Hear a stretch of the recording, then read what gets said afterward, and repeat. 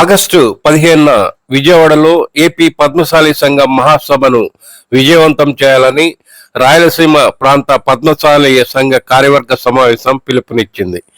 ఈ మేరకు ఆదివారం కడప జిల్లా ప్రొద్దుటూరులో రాయలసీమ ప్రాంత పద్మశాలి సంఘం అధ్యక్షులు కొంకతి లక్ష్మీనారాయణ అధ్యక్షతన సమావేశం నిర్వహించారు.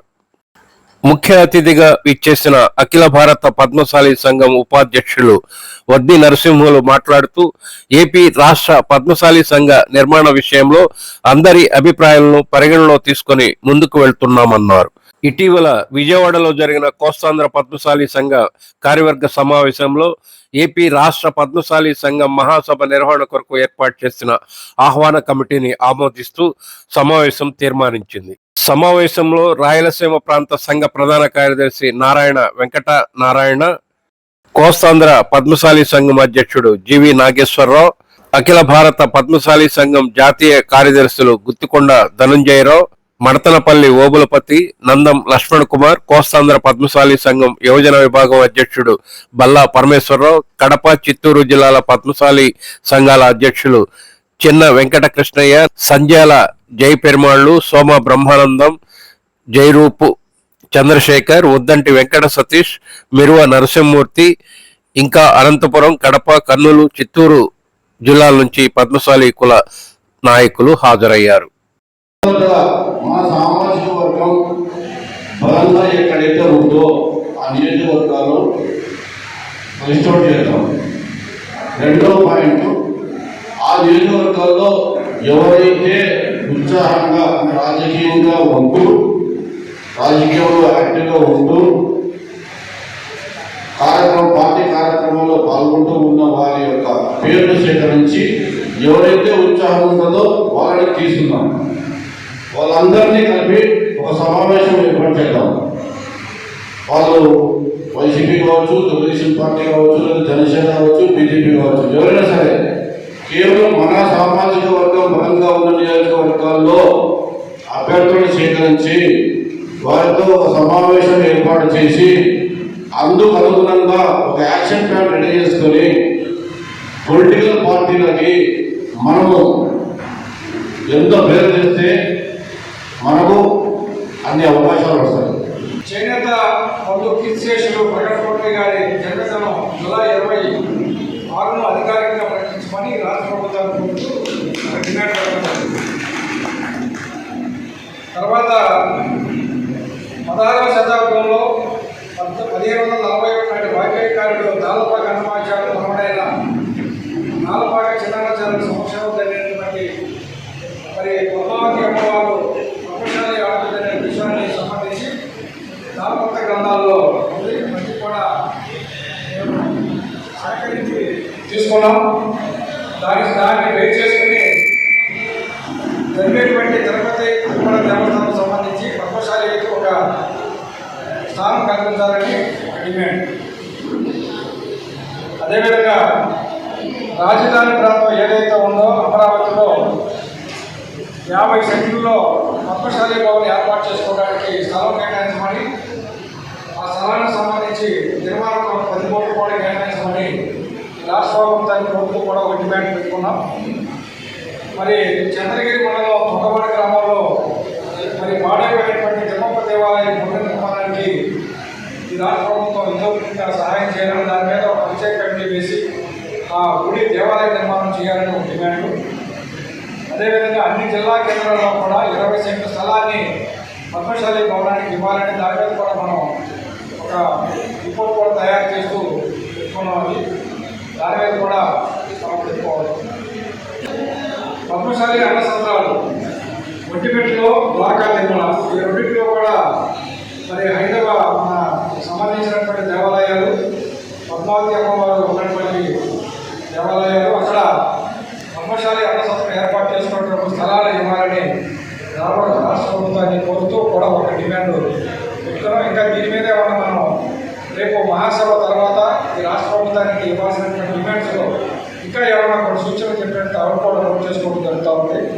దీంతో పాటు చేనేతకు సంబంధించినటువంటి విషయాలు మనం ఉచిత విద్యుత్ 200 యూనిట్లు అడగడం జరిగింది చేనేత రంగానికి. దాని మేనిఫెస్టోలో పెట్టడం జరిగింది. నేను స్వయంగా ఎన్ని అదేవిధంగా నేతన్న నేస్తాం మరి మీరు ఇస్తారా ఇవ్వాలనేటువంటి దానికి కూడా ఇస్తారని చెప్పి మాట్లాడుకోవడం జరిగింది. కాబట్టి నేతన్న నేస్తం 24,000 రూపాయలు కంటిన్యూషన్ జరుగుతూ ఉంది. అదేవిధంగా చేనేతకు సంబంధించినటువంటి 200 యూనిట్లు ఉచితంగా ఇచ్చేటువంటి అవకాశం కూడా ఉందని వారు హామీ ఇవ్వడం జరిగింది.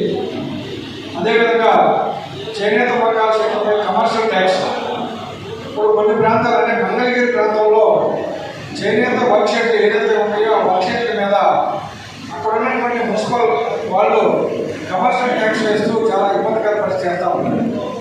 అయితే అక్కడే కాదు అనేక ప్రాంతాల్లో కూడా ఎక్కడైతే చేనేత మకాల షెడ్లు ఉన్నాయో అక్కడ ఉన్నటువంటి దాని భూములకి కమర్షియల్ ట్యాక్స్ అనేది జరుగుతూ ఉంది. దాన్ని ఆ జీవోని తొలగించమని మనం డిమాండ్ కూడా పెట్టుకుంటాం. అదేవిధంగా మత్స్యకారులకు ఏ విధంగా అయితే జీవో ఉందో పంట మన వర్షాల వల్ల 2 నెలల పాటు వాళ్ళ వర్షాల వల్ల వేటగలరు ఆ నష్టపరిహారం ఇచ్చేటువంటి అవకాశం ఉంది. అది గతంలో కూడా 2018లో జీవో ఇచ్చారు, అది అయితే అమలు కాలేదు. తిరిగి దాన్ని అమలు చేయమని మనం కూడా డిమాండ్ పెట్టుకుంటాం. అదేవిధంగా ఆప్కోకు సంబంధించి పూర్తి సమగ్రమైన విచారణ జరపాలి. ఆప్కోని పూర్తి స్థాయిలో ప్రక్షాళన చేసి సహకార సంఘాలను అందించే విధంగా ఆలోచించే ఒక ఆలోచన. అదేవిధంగా నెల్లూరు జిల్లా వేదాయిపాలెంలో 1975 నుంచి ఆప్కో ఆధీనంలో ఉన్న 7 ఎకరాల స్థలం అన్యాకరణ జరిగింది. ఆ అన్యాకరణమైనటువంటి స్థలాన్ని తిరిగి ఆప్కోకి ఇవ్వాలని కూడా డిమాండ్ తీసుకోవడం జరిగింది. అంతేకాకుండా చిత్తూరు జిల్లా నగిరిలో 20 కోట్లకు విలువైనటువంటి పౌర్ల మకాల తీసుకుంటానికి ఒక జీవో 2021 జీవో ఇవ్వడం జరిగింది. ఆ జీవోని వేసంగా ఎత్తేయాలని కూడా మన డిమాండ్ పెట్టుకుంటుంది. అదేవిధంగా చేనేత కార్మికులు వర్గం హౌసింగ్ నిర్మాణం గతంలో ఉండి తర్వాత చేశారు. తిరిగి 5 లక్షల రూపాయల గ్రాంట్తో ఈ వర్షం హౌసింగ్స్ ఇవ్వాలని ఒక డిమాండ్ కూడా పెట్టుకుంటుంది. చేనేత రిజర్వేషన్ యాక్ట్ని అమలు చేయాలని, యాక్ట్ అప్లికేషన్ అమలు చేయాలని, నవారు వేసేటువంటి నేత కార్మికులని చేనేత కార్మికులుగా గుర్తించి మన విశాఖపట్నం, విజయనగరం, అనకాపల్లి ప్రాంతంలో సుమారు 500 కుటుంబాలు నవారు వేస్తున్నాం. నవారు వేసే వాళ్ళకి గుర్తింపు కార్డు లేక ఇబ్బంది పడుతున్నారు. ఆ నవారు వేసే కార్మికులు చేనేత కార్మికులు గుర్తించాలని మనం డిమాండ్గా తీసుకోవడం జరిగింది.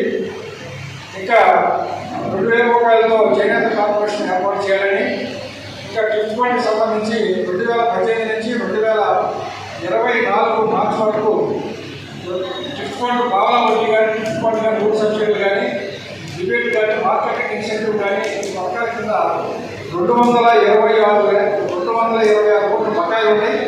ఆ బకాయిలన్నీ కూడా బేషరతుగా ఇవ్వాలని చెప్పి డిమాండ్లో తీసుకోవడం జరిగింది.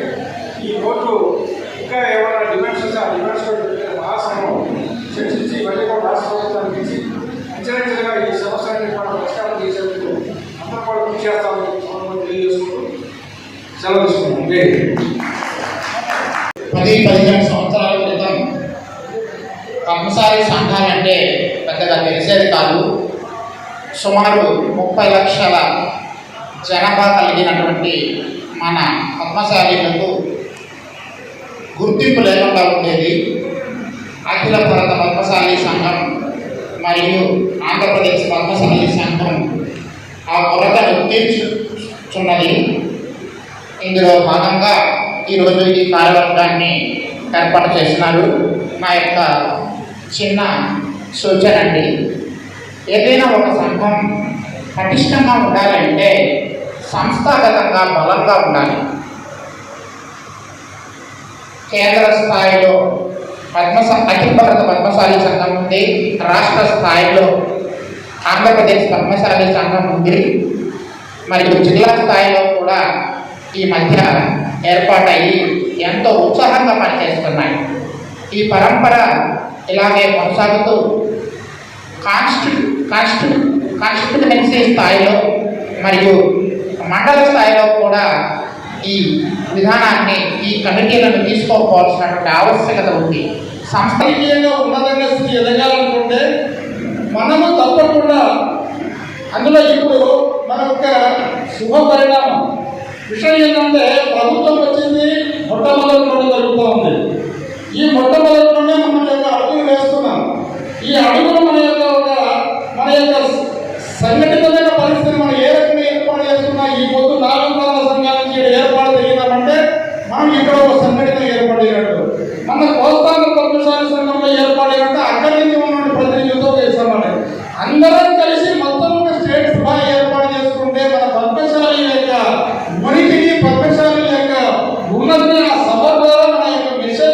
చేసే దానికోసము ఏర్పాటు జరుగుతుందని ఈ యొక్క సభలో మనం తీర్మానం చేసుకుంటున్నాం.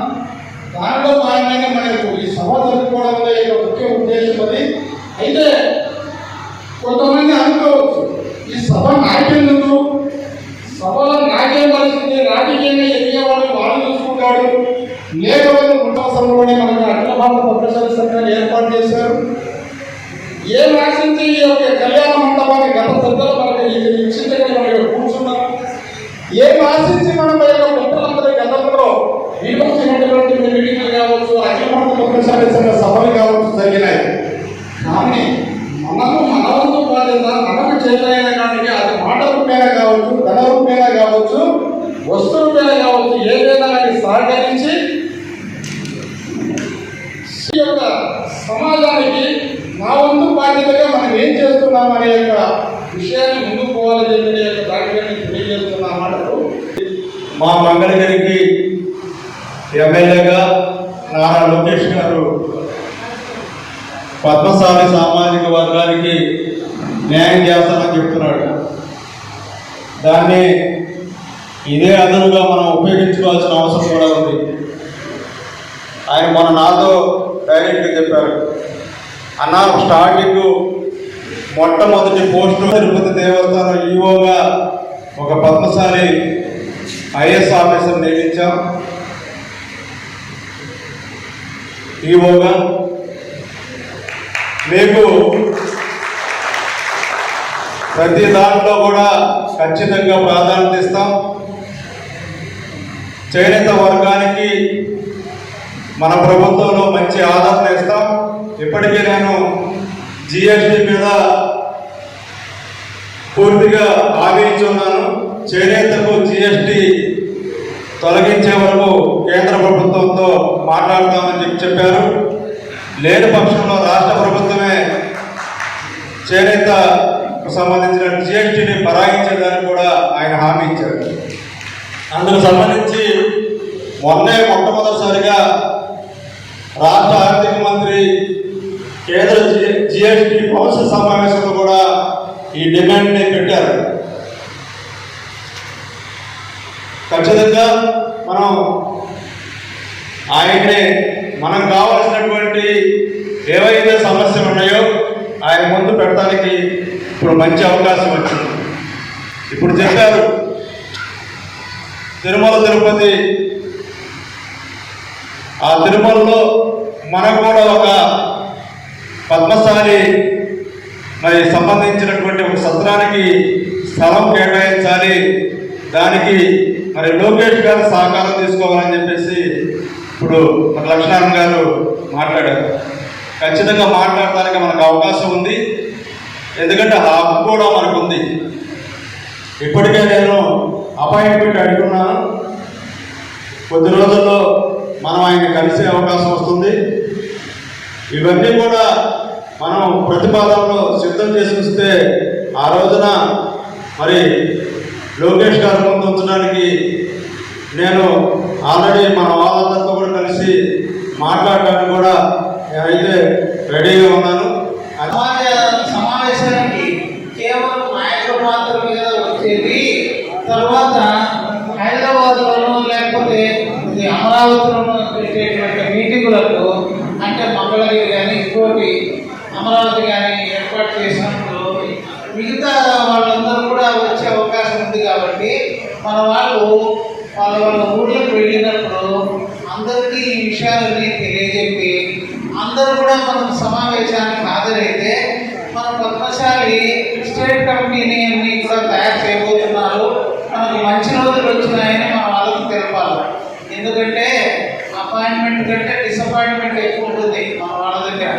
అందుకని మెంబర్లను కూడగట్టుకొని అనేక మంది వచ్చేటట్టుగా మన యొక్క స్ట్రెంత్ను ప్రదర్శించేటట్టుగా చేస్తే ఇక్కడ నిర్వాహకులకు సంపూర్ణ సహకారం అందించిన వాళ్ళం అవుతామని అందరికీ తెలియజేస్తూ అవకాశం ఇచ్చిన